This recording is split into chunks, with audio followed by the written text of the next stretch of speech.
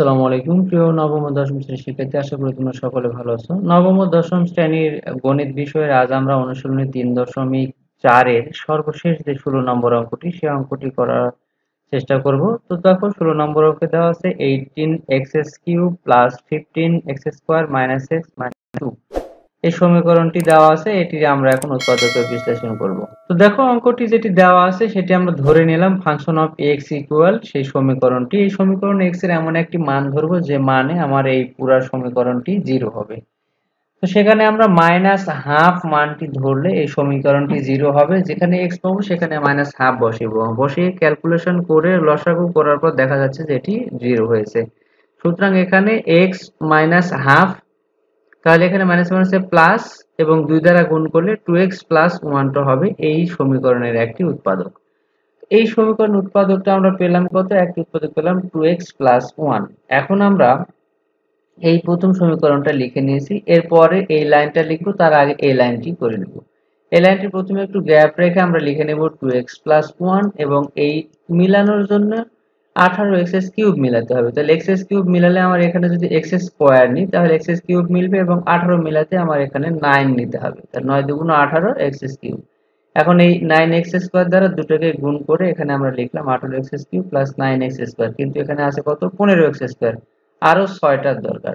সুতরাং এখানে প্লাস লিখে আমরা আবারও লিখলাম 2x প্লাস 1, আমার x² এর দরকার, তাহলে এখানে একটা x নিলে কিন্তু x² হয়ে যাবে। যেহেতু আমার 6x² লাগবে সেহেতু আমরা এখানে 3 নিলাম। তাহলে 3x দ্বারা গুণ করলে এখানে আমরা পাবো 6x² প্লাস 3x এ x।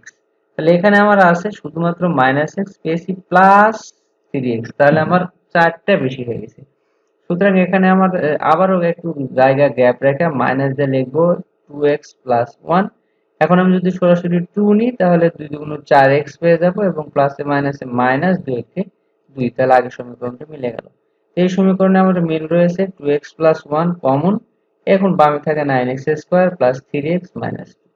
এই দুটির মধ্যে আবার দেখো 9 দ্বারা 2 কে গুণ করে 9 দুগুণ 18, 18 কে আমি এমনভাবে ভাঙাবো যাতে মাঝখানে 3 মিলে। দেখো 3 6 18, 6 থেকে 3 যদি বাদ দিই তাহলে থাকে প্লাস 3x। তাহলে এই দুটির মধ্যে কমন আছে 3x, বামে থাকে 3x মাইনাস 1, এই দুটির মধ্যে কমন আছে 2, তাহলে থাকে 3x মাইনাস 1। তাহলে এখানে তো মাইনাস 2x প্লাস 1 আছে, আর এখানে কমন আছে 3x মাইনাস 1, বামে থাকে হচ্ছে 3x প্লাস ডান পাশে থাকে 2। এটি হচ্ছে 16 নম্বর অঙ্কের উত্তর। আশা করি তোমরা বুঝতে পেরেছো। তো প্রিয় শিক্ষার্থী, আশা করি তোমরা এই 16 নম্বর অঙ্কটিও বুঝতে পেরেছো। তোমরা যারা আগে টিউটোরিয়াল গুলো দেখোনি, আমার প্লে লিস্টে যে চ্যানেলের প্লে লিস্টে গেলে 3.4 এর অনুশীলনী লেখাই আছে, সেখানে সবগুলো অঙ্ক সমাধান করে দেওয়া আছে। তোমরা পরপরের অঙ্কগুলো দেখে নিও। আর যারা দেখেছো এবং তাদেরকে অসংখ্য ধন্যবাদ। যারা চ্যানেলটি সাবস্ক্রাইব করোনি এখন চ্যানেলটি সাবস্ক্রাইব করে বেল আইকন প্রেস করে রাখবে, আর যারা সাবস্ক্রাইব করেছো তাদেরকে অসংখ্য ধন্যবাদ। আল্লাহ হাফেজ।